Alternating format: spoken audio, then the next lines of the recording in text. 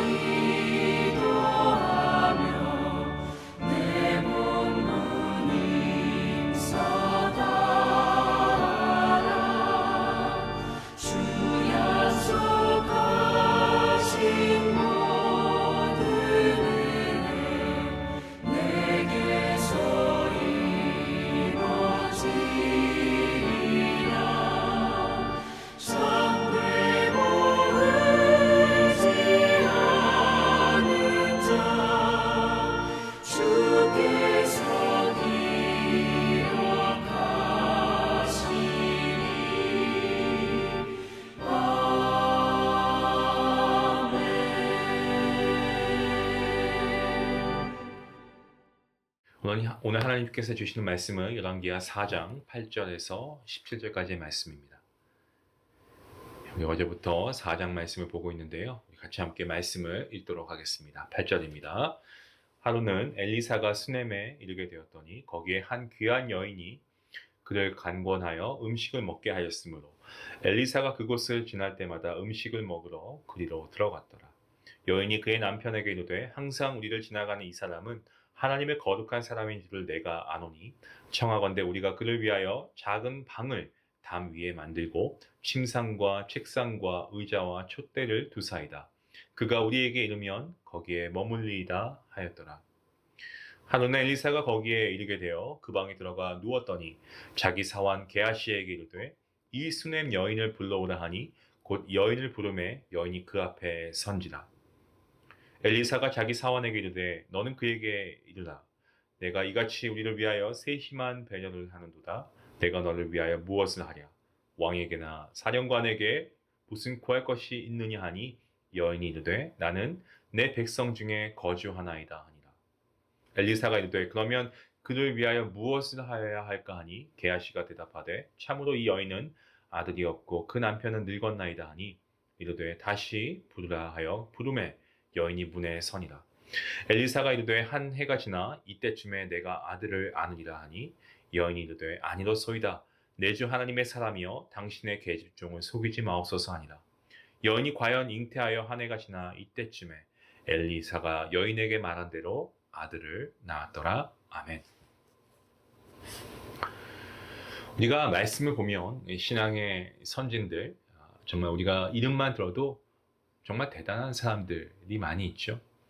예를 들면 요한도 그렇고요. 사도 요한도 그렇고 또 아브라함도 그렇고 다니엘도 그렇고 요셉도 그렇고 다윗도 그렇고요. 아브라함도 마찬가지입니다. 이런 성경의 인물들을 보면 정말 참 위대한 사람들이구나라고 생각합니다. 물론 그런 위대한 신앙인들도 있습니다. 하지만 그렇지 않은 사람들도 많습니다. 오늘날 하나님을 잘 섬긴다고 하면 선교사로 나가거나 아니면 전심 사역을 하는 것을 생각하기 쉽지만 하나님에 대한 사랑이 그렇게 큰 일들로만 다 표현되는 것은 아닙니다. 우리가 작은 어떤 신앙의 모범, 행동을 통해서도 우리가 정말 아름답게 빛나는 그런 신앙인의 삶을 또 하나님께 영광 올려드리는 삶을 살아갈 수 있다라는 것입니다. 오늘 본문에 등장하는 수넴 여인이 나오는데 여러분이 아시는 것처럼 이 표현이 마치 여인의 이름이 수넴이라는 것이 아니고요. 수넴 지역에 살고 있는 여인이었기 때문에 수넴 여인이라고 부르고 있습니다. 이 여인은 어떻습니까? 이 여인의 이름이 성경에 기록되어 있지 않고 그냥 사는 지역을 따서 수넴 여인이라고 부르고 있죠. 이렇게 생각하시면 어떨까요? 예전에 저도 그런 기억이 있습니다만은 한국에서 어떻습니까? 누구누구 부를 때 특히 어떤 여인을 부를 때 수원댁, 제주댁, 이천댁 이렇게 부르지 않습니까? 그와 동일하게 이 수넴 지역에 살고 있었기 때문에 이 여인을 수넴 여인이라고 불렀다라고 그렇게 생각하시면 될 것 같습니다. 수넴 여인은요, 하나님을 향한 아름다운 마음을 가진 그러한 인물이었습니다. 보시는 바와 같이 오늘 말씀을 통해 이 여인이 선지자였다? 아니죠. 유명한 사람이었다? 아니었습니다. 그녀는 하나님의 사람 엘리사를 돕는 일로 하나님께 영광 올려드린 거죠. 엘리사가 여인의 집 앞으로 여행을 할 때마다 그를 접대했던 겁니다. 그래서 하루는 엘리사가 수넴에 이르게 되었는데 거기 한 귀한 여인이 저를 관건하여 음식을 먹게 했고 또 엘리사가 그곳을 지나갈 때마다 음식을 먹으러 그리로 들어갔다라는 말씀 구절을 시작하고 있지 않습니까? 이 말씀 구절 우리가 딱 처음 읽으면 솔직하게 이게 그렇게 대단한 일인가? 라고 생각할 수 있죠. 네, 그럴 수 있습니다. 일은 그렇게 큰 일처럼 보이지는 않습니다. 하지만 사실 누군가를 자신의 집에서 대접한다는 것은요, 이게 또 말처럼 쉬운 일은 아닙니다. 여인이 그 남편에게 이르되 항상 우리에게로 지나가는 이 사람은 하나님의 거룩한 사람인 줄 내가 아노니 우리가 저를 위하여 작은 방을 담 위에 짓고 침상과 책상과 의자와 촛대를 진설하사이다 라고 얘기합니다. 이 수냄 여인은 엘리사가 지나갈 때마다 대접했고요. 뿐만 아니고 그를 위해 쉴 수 있는 침상, 그리고 의자, 그리고 촛대까지 준비하는 등 이 하나님의 사람에 대한 어떤 자상한 마음이 있었다는 것을 알고 있었습니다. 저는 이것이 이 여인이 갖고 있는 하나님에 대한 사랑의 표현이라고 생각을 합니다. 엘리사가 생각해보니 이 여인의 마음이 참 아름다웠습니다. 당시 엘리사는 왕은 물론이고요, 이스라엘 안에 있는 요직에 있는 사람들에게 큰 영향력을 끼칠 수 있는 그러한 행사를 행할 수 있는 지위에 있었습니다. 그래서 여인에게 묻지 않습니까? 뭐 왕이나 아니면 누구에게 부탁할 것이 있냐? 있으면 말해도 된다라고 했습니다. 이런 호의를 베풀면 사실 거의 대부분의 사람들은 뭐라고 하겠습니까? 뭔가 하나를 바라지 않을까요? 그래도 될 수 있다라고 생각합니다. 하지만 이 여인은 어떻게 합니까? 오늘 본 이 여인의 신앙은 선지자에게 무엇을 얻기 위한 것이 아니었다는 것을 우리가 알게 됩니다. 심지어 작은 거 하나 바라는 거 없이 정말 아무것도 바랄 것이 없다라고 했습니다. 아들이 없던 그들 부부에게 아들 하나 달라고 했을 법도 한데 이 여인의 신앙은 그저 순수하게 정말 이 엘리사를 대접하려고 한 겁니다. 그 순수한 하나님에 대한 사랑에 감동한 엘리사는 여인에게 아들을 줄 것이다 라고 약속합니다. 그래서 본문 16절 말씀에 엘리사가 이르되 한 해가 지나 이때쯤에 내가 아들을 안을 것이다 하니 여인이 이르되 아니로소이다. 내 주 하나님의 사람이여 당신의 계집종을 속이지 마옵소서 하니라. 하나님에 대한 사랑을 표현한 사람, 글쎄요, 또 누가 있을까요? 우리가 생각해 볼 수 있는 인물이 있습니다. 한 과부, 기억하십니까? 하나님의 연복에 동전 2개를 넣는 것으로 하나님에 대한 사랑을 표현했습니다. 또한 그 비싼 향유를, 그쵸? 그 비싼 향유를 예수님의 발에 부어서 자신의 머리털로 씻은 여인의 이야기도 우리가 성경을 통해 기억하고 있습니다. 어떤 사람은 유월절이 되었을 때 예수님과 제자들이 유월절을 지낼 다락방을 준비해 두기도 했고요. 또 어떤 이는 예루살렘에 입성하시는 예수님께서 사용하실 어린 나귀를 준비하기도 했습니다. 여러분, 이러한 것들은요, 오늘날 많은 사람들로 하여금 우리가 성경을 볼 때마다 다시 우리가 언급하는 그러한 내용이기도 하고, 많은 목회자의 설교의 소재가 되기도 하고요. 또한 우리 성도들로 하여금 하나님을 향한 순수한 사랑을 하나님이 얼마나 기뻐하시는가를 우리가 배우게 합니다. 지금도 많은 그런 분들이 이 성도에 대한 사랑으로 하나님에 대한 사랑을 나타내고 있습니다. 흔히 삶을 생각할 때, 신앙에 우리는 어떤 삶을 생각해 보면 어떤 대단한 무엇인가를 해야 하는 것이다라고 생각하시는 분들이 많습니다만은 사실 그렇지 않습니다. 우리는 우리의 삶 가운데, 우리 일상생활에서도 얼마든지 하나님에 대한 사랑을 표현할 수 있는 기회가 있다라는 겁니다. 어떤 한 영상을 봤어요. 농촌에서 목회를 하시는 목사님의 짧은 영상인데요. 거기서 보니까 이 목사님이 이런 이야기를 하시더라고요.